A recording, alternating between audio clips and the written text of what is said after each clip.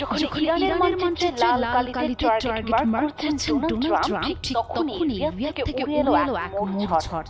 মার্কিন ইগল যখন নখ উঁচিয়ে তেহরানের উপর ঝাঁপিয়ে পড়ার শেষ মুহূর্তের সিদ্ধান্ত নিচ্ছে, তখন সৌদি আরবের এক ঘোষণায় কার্যত ভিড় খাওয়ার দশা হোয়াইট হাউসের। আমেরিকা ভাবছিল সৌদির কাঁধে বন্দুক রেখে ইরানে গুলি ছুড়বে, আর অন্যদিকে রিয়াদ ওয়াশিংটনের সেই বন্দুকের নলটাই পাকিয়ে দিল। সৌদি আরবের সাফ কথা, নো পার্কিং নো ফ্লাইং, অর্থাৎ ইরানের বিরুদ্ধে যুদ্ধের জন্য সৌদি আকাশসীমা ব্যবহার করা যাবে না।